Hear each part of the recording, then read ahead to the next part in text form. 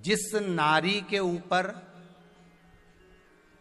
पितरों की छाया होती है, घर के बुजुर्गों की, घर के पूर्वजों की छाया होती है, ध्यान देना, वही व्रत श्रेष्ठता से कर पाती है।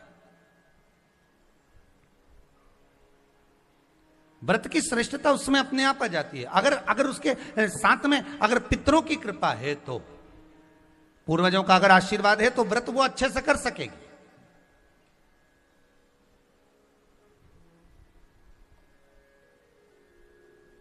और सहज भाषा में समझ लीजिए, बहुत अच्छे से समझना इस बात को, कि मान लो, एक सरल भाषा में आप और अच्छे से समझिए उसको, बहुत अच्छे से,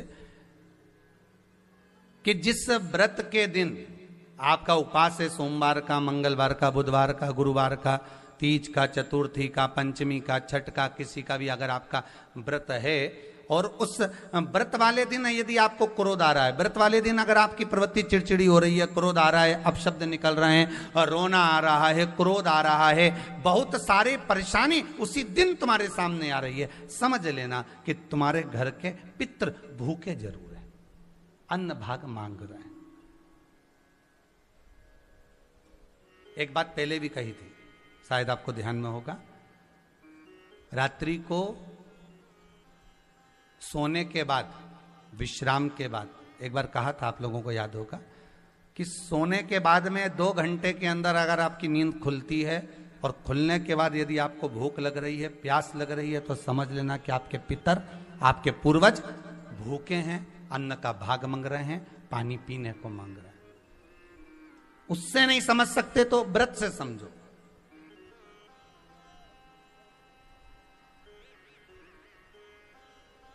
व्रत से समझिए।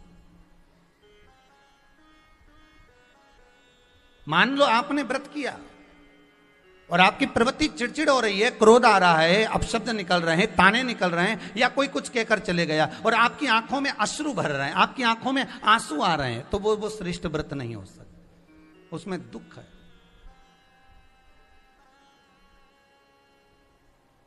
पुष्प ताजा है तो आप भगवान को दोगे, सही है कि गलत है? केला अच्छा है तो भगवान को दोगे, वो काला पड़ गया तो तुम भगवान को दोगे क्या? अंदर से गल चुका है तो भगवान को दोगे क्या? नहीं, आप भगवान को दोगे। कोई फल ताजा है तो आप भगवान को दे दोगे, कोई पुष्प ताजा है, अच्छा है, तो आप भगवान को दोगे। अगर पुष्प मुरझा गया तो भगवान को दोगे क्या? पुष्प बेकार हो गया तो भगवान को दोगे क्या? नहीं। उसी तरह व्रत होता है, उसी तरह हमारा व्रत है। जिस व्रत में हमको क्रोध आ रहा है, जिस व्रत में हम चिड़चिड़े हो रहे हैं, जिस व्रत में हम अपशब्द कर रहे हैं, जिस व्रत में हमको रोना आ रहा है, जिस व्रत में हम किसी की बात का ठेस हमको पहुंच रहा है और हम क्रोधित हो गए, हम रो दिए, हम चिड़चिड़ हो गए, समझ लेना वो फूल मुरझा चुका है, वो व्रत तुम्हारा बेकार हो चुका है, उसको भगवान स्वीकार नहीं करेगा। और जिस व्रत में आपके चेहरे पर प्रसन्नता, हम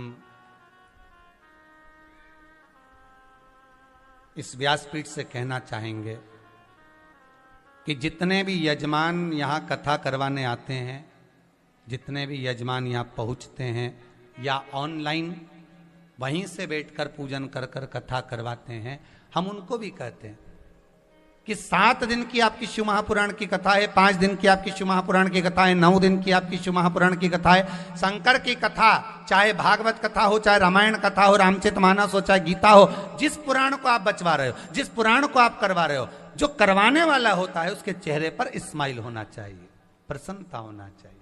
क्यों?